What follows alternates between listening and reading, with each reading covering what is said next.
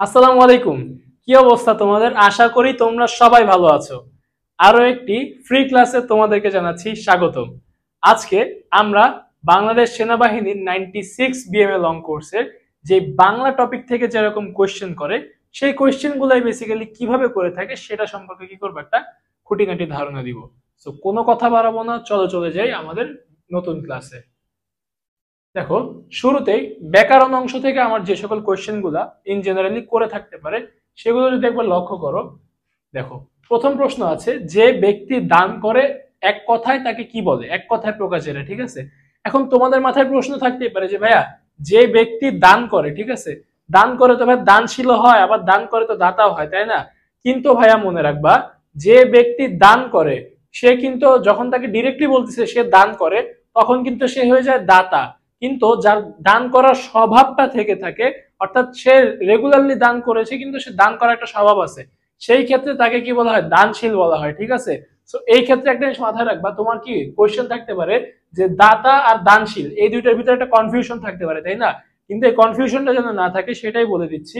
দাতা মানে কোনো বাক্যে ডিরেক্ট যে দান করতেছে তাকে কি দাতা বলে, আর যে দান করার যার স্বভাব আছে তাকে দানশীল বলে। ক্লিয়ার? সো এখানে অ্যান্সারটা হবে কি আমার দাতা। পরের কোয়েশ্চেন যদি দেখো, আত্মনির্ভরশীল, এখানে উপসর্গ কোনটি ব্যবহৃত হয়েছে? ঠিক আছে, উপসর্গ আমরা জানি কি যে এটার অর্থবাচকতা নেই কিন্তু অর্থদ্যোতকতা আছে, ঠিক আছে।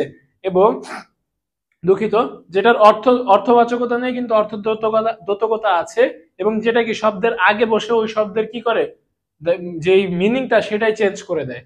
ঠিক তেমনি আত্মনির্ভরশীল শব্দে এই যে নির্ভরশীল শব্দটা আছে, সেই শব্দটার আগে আত্ম যেটা সেটা উপসর্গ হিসাবে বসে হয়ে গেছে কি আত্মনির্ভরশীল। নির্ভরশীল মানে কি? নির্ভর করা। আর আত্মনির্ভরশীল মানে কি? নিজের উপর নির্ভর করা, ঠিক আছে। তো সেই ক্ষেত্রে এটার অ্যান্সারটা হবে কি আমার আত্ম। আত্ম ইজ দ্য কি রাইট অ্যান্সার।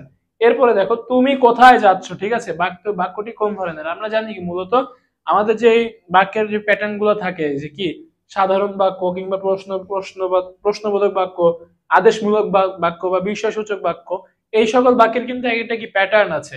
এখানে তুমি কোথায় যাচ্ছর পর যে কোয়েশ্চেন মার্কটা দেখতেছো, যার ফলে এটা কি হয়ে গেছে আমার প্রশ্নবোধক হয়ে গেছে, ঠিক আছে। এরপরে দেখো, চলতে ফিরতে কোন সমাস? ভাইয়া এই জায়গাতে আমরা বেশিরভাগই কি করে আটকাই, এবার চলতে ফিরতে সমাসটা কোন সমাস, কারণ এটার মিনিংটা আমরা বুঝতে পারি না। দেখো ভাইয়া, চলতে ফিরতে জিনিসটা কিন্তু আমার সমার্থ কি বোঝাচ্ছে? চলতে ফিরতে এটা কি মানে একটা ফ্লোতে আমরা বলতেছি, এবং চলতে যা ফিরতে তা, তার অর্থ কিন্তু আমার কাইন্ড অফ সেম, ঠিক আছে। যখন তুমি কোনো একটা সমাসে দেখতেছো যে সেটার অর্থটা কাইন্ড অফ সেম, সেই ক্ষেত্রে সেই সমাসটা ডিরেক্ট হয়ে যাবে কি আমার সমন্বয় সমাস। সেই সমাসটা আমার ডিরেক্ট হয়ে যাবে কি আমার সমন্বয় সমাস। ক্লিয়ার? আশা করি ক্লিয়ার। এরপরে দেখো, শিক্ষক ছাত্রকে পড়ান, এটা কি? শিক্ষক ছাত্রকে পড়ান, শিক্ষক ছাত্রকে পড়ান, এটা কোন কারক?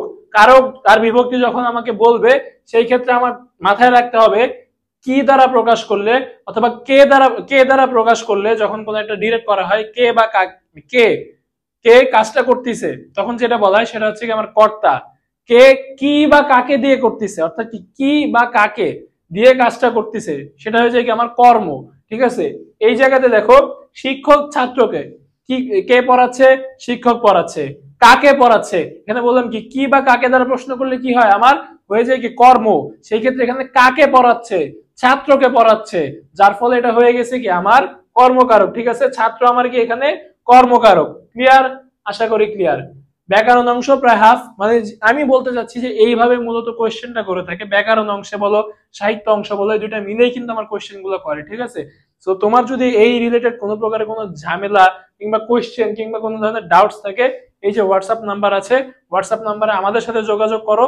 তোমার এনি ডাউটস এনি টাইম আমরা কি করে দিব, সলভ করে দিব। এবং তোমার কোনো প্রকারের বিএম এর প্রিপারেশনে, প্রিলিমিনারি প্রিপারেশনে যেন কোনো প্রকারের কমতি না থাকে সেটার দায়িত্ব কি নিচ্ছি? আমরা নিচ্ছি। তো সে যাই হোক, এখন আসি, যে বাক্যে দুই বা ততোধিক কাজ বোঝানো হয় তাকে কি বলা হয়? মনে রাখবা, দুই বা ততোধিক কাজ বোঝাইলে তাকে যৌগিক বাক্য বলে। এখন কোশ্চেনটা অন্যভাবেও করতে পারে। কোশ্চেনটা আমার এভাবে করতে পারে যে বাক্যে কনজাংশন কিংবা বাংলায় যেটাকে কি বলে অ্যাড করে, ধরো এবং ও এই সকল জিনিস যদি অ্যাড করে দেয় সেই ক্ষেত্রে কি আমরা সেটাকে যৌগিক বাক্য বলতে থাকি, ঠিক আছে। এবং মিশ্র বাক্য কোনটাকে বলা হয়? মিশ্র বাক্য হচ্ছে কি আমার রিলেটেবল দুইটা জিনিস যখন একসাথে করা হয়, যেমন কি যাহাই কাব্য তাহাই পদ্য, ঠিক আছে, এখানে যাহা তাহা অ্যাড করছি। এই যে যে সমন্বিত যে জিনিসটা, অনেকটা রিলেটেবল যে জিনিসটা, সেটা হয়ে যায় কি আমার মিশ্র বাক্য, ঠিক আছে। আর সরল বাক্য কি, এক ফুল স্টপে আমার কি হয়ে যায়, অ্যান্সার বের হয়ে যায়, সেটা কি আমার সরল বাক্য। আর অপূর্ণ বাক্য যেটা কি হয় না, শেষ হয় না। সেই ক্ষেত্রে দুই বা ততোধিক যদি ই থাকে কি, কাজ বোঝায় কিংবা ক্রিয়া বোঝায়, সেই ক্ষেত্রে আমার এটা কি হয়ে যায়, যৌগিক বাক্য হয়ে যায়। এখন আসি অতিথি শব্দের সমার্থক শব্দ কি। অতিথি শব্দের সমার্থক শব্দ জানার আগে আমাদের জানতে হবে অতিথি কি। অতিথি মানে কি, আমাদের বাসায় মেহমান, আমাদের বাসায় যে আগমন করে, ঠিক আছে। এখন মনে রাখবা, যে আগমন করে তাকে কিন্তু আমরা আগন্তুক বলি, ঠিক আছে। যে আগমন করে তাকে আমরা আগন্তুক বলি। অতিথিও যেহেতু আমাদের বাসায় আগমন করে, তাই আগন্তুক কি হচ্ছে, অতিথির সমার্থক শব্দ হচ্ছে। ক্লিয়ার? আশা করি ক্লিয়ার। এখন আসি অভ্রবেদী। অভ্রবেদী শব্দের অর্থ কি। অভ্র, এখানে অভ্র আর ভেদী দুইটা আলাদা আলাদা দেখতে হবে। অভ্র শব্দের অর্থ আকাশ, বেদী শব্দের অর্থ ছিঁড়ে বের হয়ে যাওয়া, আসে না যে ছিঁড়ে ভিতর দিয়ে ঢুকে যাওয়া, সেটা হচ্ছে বেধি। সেই ক্ষেত্রে বিদীর্ণকারী সেটাও বলা যায়। আকাশকে বিদীর্ণকারীকে কি বলা হয়, অভ্রবেদী বলা হয়। তাই অভ্রবেদী শব্দের প্রকৃত অর্থ হচ্ছে কি, আকাশ বিদীর্ণকারী। এখন আসি অধিক শত্রুতে। এখানে অধিক কোন পদ, মনে রাখবা, বাক্যের দোষ গুণ কিংবা রং কিংবা সংখ্যা ইত্যাদি বোঝাইলে সেটা কি হয়ে যায়, আমার বিশেষণ পদ হয়ে যায়। অর্থাৎ অধিক কিন্তু এখানে একটা সংখ্যার ক্ষেত্রেই বোঝাইছে যে এখানে অধিক জিনিস আছে।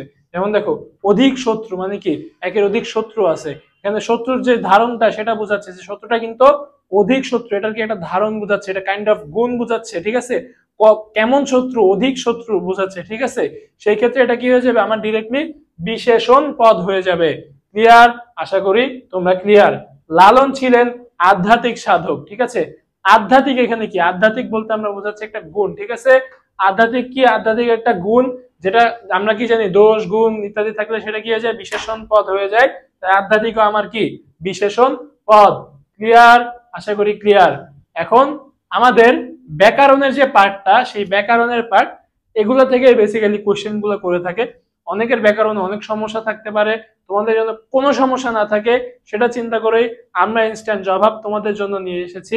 বিএম এর যে কোর্সটি, সেই কোর্সটি তোমাদের জন্য A to Z full Bangla, English, math, GK যা যা আছে সবকিছুই কি করছি, আমরা কভার দিচ্ছি। সুতরাং তোমরা চাইলেই কিন্তু আমাদের কোর্সটিতে এনরোল করে তোমাদের যে প্রিপারেশনটা আছে সেই প্রিপারেশনটা একদম টপ নচ আকারে নিতে পারো। এমন না বাংলাতে কোনো জায়গায় গুরুত্ব বেশি দিলে ইংরেজিতে গুরুত্ব কম হয়ে যাবে, তা না। প্রত্যেকটা সাবজেক্টে আমরা গুরুত্ব দিচ্ছি।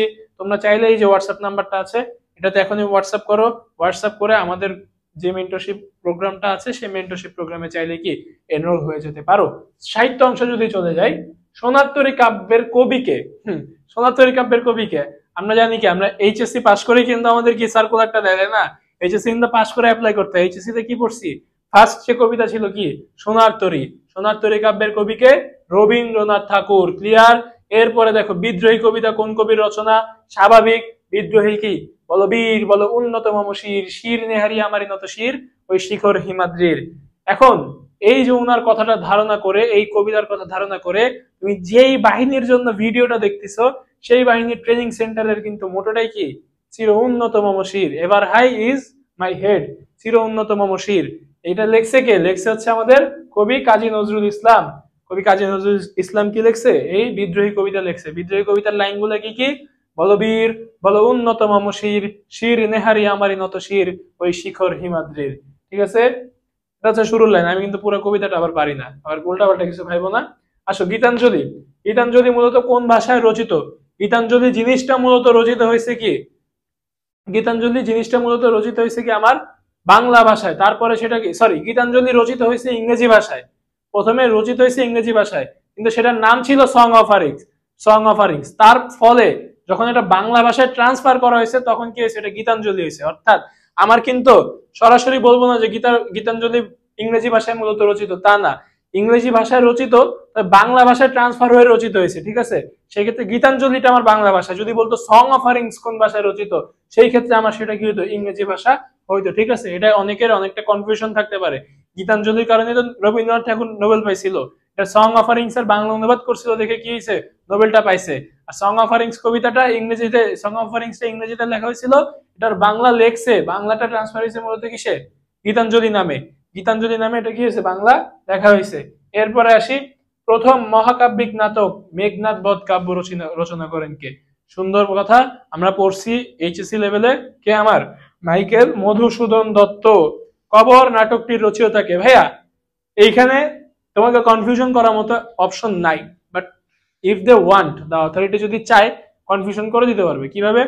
সুন্দর মতো ধরো মীর মোশাররফ হোসেনের এটা একটা রং অ্যান্সার, এটার জায়গায় সুন্দর মতো জসিমউদ্দিন বসাই দিল, ঠিক আছে? এখন তো বলবা ওইখানে তোর দাদির কবর ডালিম গাছের তলে নাকি জানি একটা কবিতা আছে না, এটা তো লেখছে তো হচ্ছে কবর কবিতা, কে লিখছে? জসিমউদ্দিন লিখছে। কিন্তু কবি জসিমউদ্দিন লিখেছিল কবর কবিতা, আর কবি কাজী নজরুল ইসলাম লিখেছিল কবর নাটক, ঠিক আছে? সেই ক্ষেত্রে কবর নাটকটা কে লিখছে?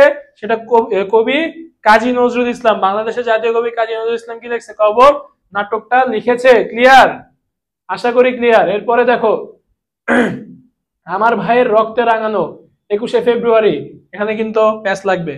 আলতাফ মাহমুদ আর আবুল গাফার চৌধুরী, এই জায়গাতে কিন্তু প্যাচ লাগবে, কিন্তু অ্যান্সারটা হবে কি? আব্দুল গাফার চৌধুরী, ঠিক আছে? উনি কি করছে? লেখছে, ঠিক আছে? এরপরে দেখো, লাল সালু উপন্যাসের লেখক পড়ছি ভাইয়া সৈয়দ ওয়ালিউল্লাহ। তোমাকে পাওয়ার জন্য এই স্বাধীনতা কবিতাটি কার লেখা? শামসুর রহমানের লেখা, এটাও পড়ছি ভাইয়া। নকশি কাঁথার মাঠ, এটার লেখক কে?